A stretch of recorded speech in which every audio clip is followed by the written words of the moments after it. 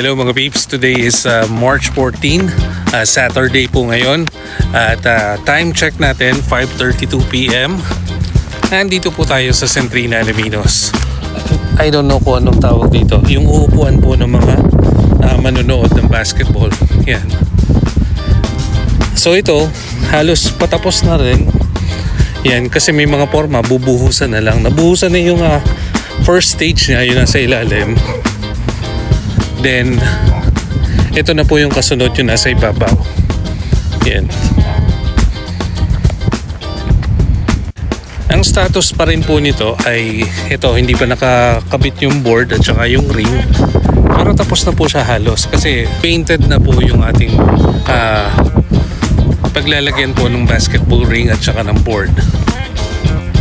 So sa ngayon, samahan niyo ako at nagpapalipad na po tayo ng drone para makita nyo na po yung latest update natin for Centrina Alaminos. Without further ado, eto na po mga peeps.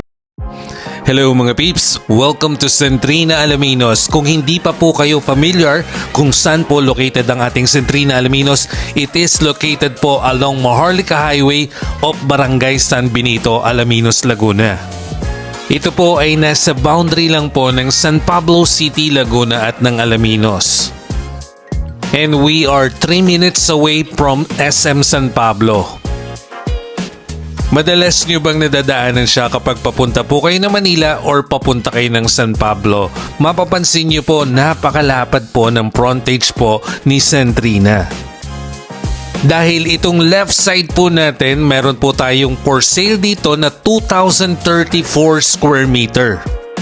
Actually, dun sa mga investors po natin ng mga fast food chains, ito po ay kasya po ang dalawang fast food chain dito po sa 2,034 square meter. Ito po ay nakaset as commercial area ni Centrina Alaminos. Now, ito naman nasa kanan bahagi naman natin na mas malaki naman po yung land area. Ito naman po ay ang propose po natin na project na ilalagay dito is something like lifestyle strip. But for the meantime mga peeps, hindi pa po available ang price natin para dito sa lot area na to. Ngayon ay temporary, ginawa po siyang barracks ng ating mga contractors at construction workers. And then dito naman sa hilera po ng 2,034 square meter, pagpasok po niya, ito pong nasa left side, after po niyan meron po tayong 15 units po ng shop houses. Kaya overall, ito pong ating setback, lahat po yan commercial area. And this 15 units will be available this coming last quarter po ngayong taon na to. Actually, as soon as magkaroon ng mga bagong updates po, malalaman nyo po kagad, kaya make sure na naka-like and follow po kayo sa ating Facebook page. By the way, my name is Mark Joseph Gigante. Ako po ang real estate pro nyo dito po sa Centrina Alaminos. Let me tour you, especially dun sa mga bagong viewers po natin na ngayon pa lang napanood po itong ating video.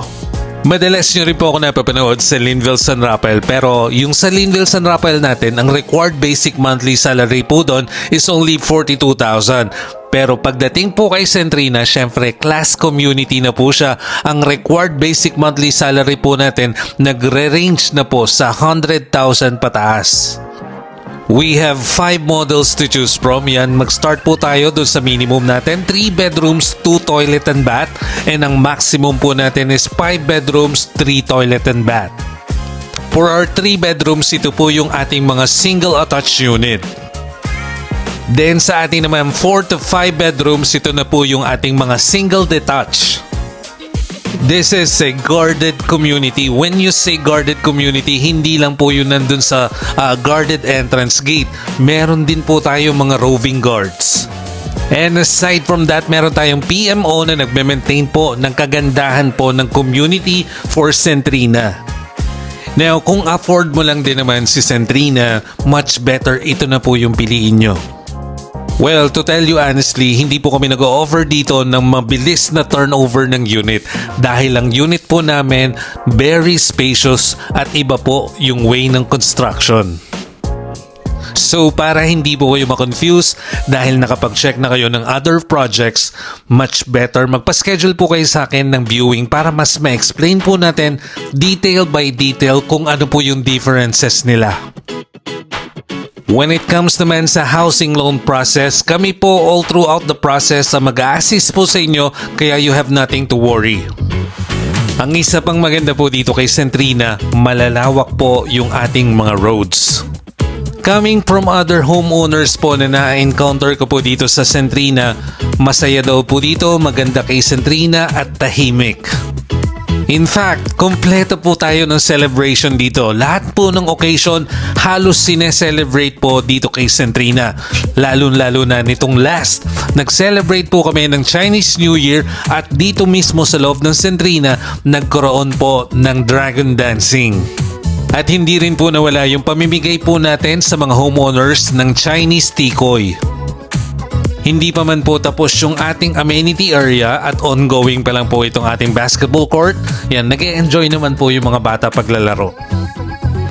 Block 4, 5, and 6, meron na po dito sa phase 2 na mga muhon. Nilagyan na po siya ng mga markings, yung blue plug natin. And yung concrete roads naman natin for Block 10, okay na po. Papunta naman dito sa may Block 11 and Block 12, yan ongoing pa po. The same with the road po para sa Block 9 towards to amenity area, yan hindi pa po siya naumpisahan. Kung may other details pa po kayo na gusto malaman dito po sa Centrina or kung gusto nyo pong mapaschedule po ng viewing, i-message nyo lang po ako, i-PM nyo po ako para just to make sure na ako po yung makakausap nyo. And mga peeps, yung number po natin sa description, open po yan for Viber and WhatsApp. Continuous naman po yung paggawa natin ng update. Abangan nyo po, may hinihingi lang po ako ng mga status ng aking clients. Ipipicture ko din po yung kanilang mga unit. So that's it mga peeps. I hope na gustuhan nyo po ito. Don't forget to follow this Facebook page para nakikita nyo po yung mga updates. Ganun din po, naka-upload din po ito sa aking TikTok account and YouTube account. Again, my name is Mark Joseph Gigante and I'm your real estate pro dito po yan sa Centrina, Alaminos.